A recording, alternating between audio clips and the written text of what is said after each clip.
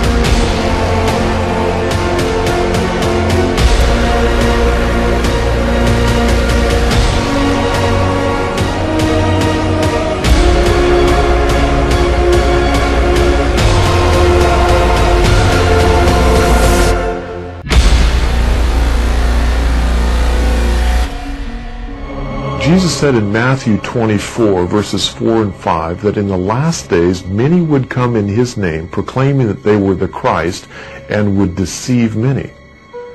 As I've traveled around the world in the past several years, I've actually encountered people who are following leaders who proclaim that they are the Christ. And this is not just happening in one or two countries, this is happening worldwide. For example, while I was speaking in Moscow, an individual jumped up, interrupted the meeting, and said that what I was telling them about the Bible wasn't true, that they were following the Messiah, the true Messiah, and what he was telling them was the truth, and that the people should follow that message rather than the Bible. While Christians all over the world prepare to celebrate the birth of Jesus Christ, some believe he's alive right now. Where? Well, in the deep wilderness of northern Russia. It looks like a scene right out of a Sermon on the Mount. We traveled many kilometers through bug-infested forests to reach this isolated village in Siberia, this most northern part of Russia.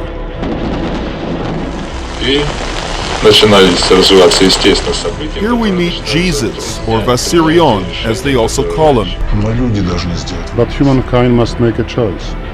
They have to be shown the way, and they must choose to follow or not to follow.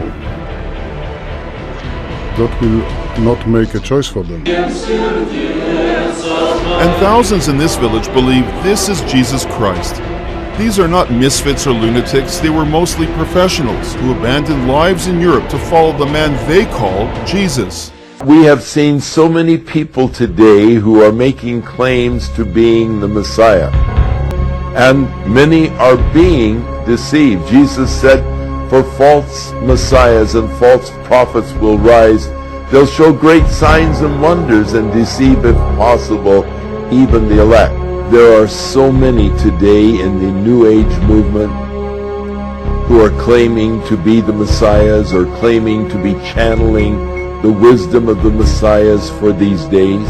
It's an amazing thing to me, again, the lies that men will believe once they've rejected the truth. The words of Christ are being fulfilled before our eyes. These are the signs of the last days, according to Jesus. Over the past several decades, I have been following the pattern in society today where people are incredibly interested in the metaphysical, mystical, occultic dimension. And this is something that is literally happening in every nation around the world. Today, throughout the world, the concept is that God is everything, because people have embraced an Eastern metaphysical worldview. They're turning to yoga, to meditation, out-of-body experiences, a belief in crystal consciousness. The ideas that we have considered as pagan in the past are being embraced today as the new spirituality and literally being embraced around the world. 1 Timothy 4 verse 1 says, now the Spirit expressly says that in latter times some will depart from the faith, giving heed to deceiving spirits and doctrines of demons. You know, I've traveled around the world interviewing people who've been on drugs, psychedelics, practicing yoga, under hypnosis. There are about a couple hundred ways to reach an altered state of consciousness. In a normal state of consciousness, your spirit operates your brain. In an altered state, you've loosened that connection, allowing another spirit to interpose itself, tick off the neurons in your brain, creating a universe of illusion.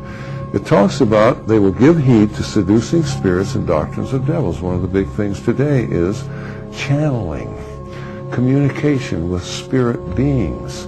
It's in the business world. And as I said, I've traveled around the world interviewing people, and I can tell you this, there is a commonality of the information that comes to them. They all get the same revelation from these spirit entities.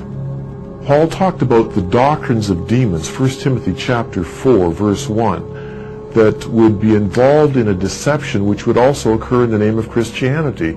He talked about many people that would lead people astray, and this was what we see taking place. One of the greatest deceptions that is occurring in our time is happening in the name of Christianity, as people are embracing a form of Christianity based on extra-biblical experiences. We see the rise of satanic worship, of the satanic cults. We hear it with the musicians. We see it invading the culture of the youth today. And we see the young people doing such horrible things, unthinkable things, because they are being drawn into these satanic cults. Why could they be drawn into these things? Because they have been held back from the truth of the gospel. Because their parents haven't shared with them what God's truth is. There is this fascination for the occult because they do not have the truth of God in their heart. Never before have we seen such an explosion of fortune-telling, hypnotism, psychics, magicians, and Dungeons and Dragons, and these kinds of things that we see in our world today. Now learn a parable of the fig tree. When his branch is yet tender, and putteth forth leaves, ye know that summer is nigh. So likewise ye, when ye shall see all these things, know that it is near, even at the doors. Verily I say unto you, this generation shall not pass, till all these things be fulfilled. Heaven and earth shall pass away, but my word shall not pass away. But of that day and hour knoweth no man, no, not the angels of heaven, but my Father only. But as the days of Noe were, so shall also the coming of the Son of Man be. For as in the days that were before the flood, they were eating and drinking, marrying and giving in marriage, until the day that Noe entered into the ark, and knew not until the flood came, and took them all away. So shall also the coming of the Son of Man be. Then shall two be in the field, the one shall be taken, and the other left. Two women shall be grinding at the mill, the one shall be taken, and the other left. Watch, therefore, for ye know not what hour your Lord doth come. But know this, that if the good man of the house had known in what watch the thief would come, he would have watched, and would not have suffered his house to be broken up. Therefore be ye also ready, for in such an hour as ye think not the Son of Man cometh. Who then is a faithful and wise servant, whom his Lord hath made ruler over his household, to give them meat in due season? Blessed is that servant whom his Lord, when he cometh, shall find so doing. Verily I say unto you, that he shall make him ruler over all his goods. But and if that evil servant shall say in his heart, My Lord delayeth his coming, and shall begin to smite his fellow servants, and to eat and drink with the drunken, the Lord of that servant shall come in a day when he looketh not for him, and in an hour that he is not aware of, and shall cut him asunder, and appoint him his portion with the hypocrites. There shall be weeping and gnashing of teeth.